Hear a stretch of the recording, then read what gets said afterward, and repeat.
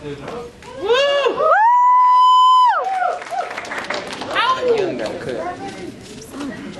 Morning. Let me get situated. Really, Jena? Okay. So a couple of weeks ago, Dean Deputo, who was just speaking, approached me to ask if I would come and share my testimony. At first, I was really excited. I've shared my testimony before, so I wasn't really that afraid of doing it. I didn't quite realize there would be this many people. So, anyhow, I wanted to share with you something today that would impact you. Not just, this is my story, okay, cool, yeah, let's move on with our day. But something that you could take with you that would challenge you, that would make you leave different than you came. So when I was thinking about what I would say, God told me to do something that I haven't been brave enough to do before. Something that I've only shared with very few people, which is a version of my testimony, my whole testimony. The part of my testimony that even my family has never heard. So naturally, when God was telling me to do that, I got freaked out and was like, oh, no, that's not going to happen. I became fearful, and I foolishly began to argue with God, saying things like, oh, I can't do that, God. You know, like, what are they going to think of me? Like, surely people are going to think less of me if I tell them the real story. If they really know who I am, they're not going to like me. And, but God, I don't want to. No, can't I just do something that's comfortable and convenient? It is my testimony, after all. 2 Corinthians 5:17 says, therefore, if anyone is in Christ, he is a new creation. The old has passed away. Behold, the new has come. So with that said, let's get started. Good morning. My name is Jena, and I am a new creation. Growing up, I didn't grow up in a Christian home. Until the age of 9, I had no knowledge of God. I didn't know who God was. I wasn't exposed to anyone that told me about God or poured that into my life.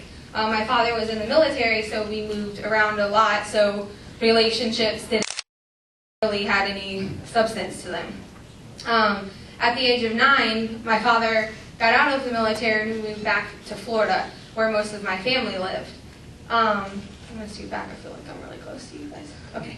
At that time, my aunt, who lives here in Florida, began to bring me to church. She was, at the time, the only family member in my church that was a believer. So I started to attend church with her. And around that time, that's when God's hope entered my life. I knew who God was. I was introduced to this amazing God that, you know, knew everything about me, and it was okay. And around that time, that God's truth and joy and hope entered into my life, I started to realize something about myself. I started to realize that I was defected, that something was wrong with me. I wasn't normal. I wasn't like other girls. At that time, for as long as I could remember, I had wished that I was born a boy. Because I liked to have short hair, and I liked to play with boys and wear boy clothes and do boy things. And maybe if I had been born a boy, it would be okay, and people wouldn't hassle me about the things that I liked.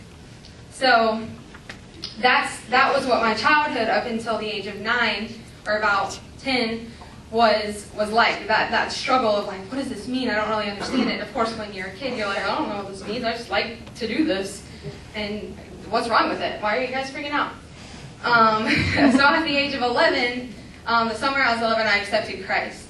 And all of those feelings and the wishing that I was born a boy, all of that was suppressed. It was hidden. It was locked away for nobody else to know.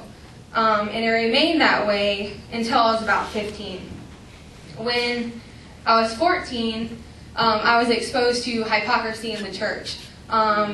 People going to church and doing the Sunday thing and checking off their boxes, but not really living their life for the Lord. They were what, as I like to call them, Sunday Christians.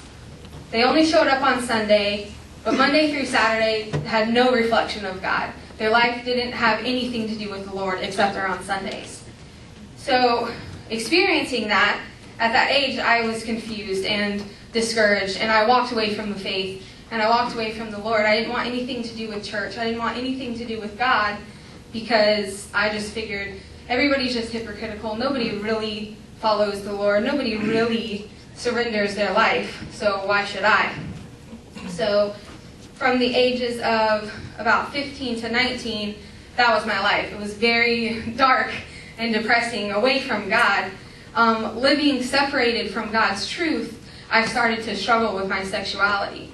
It was a very confusing time. I fell into deep depression. I didn't know how to express myself. I was always right there on the line of pursuing that life and falling into that trap. But thankfully, God's knowledge from my childhood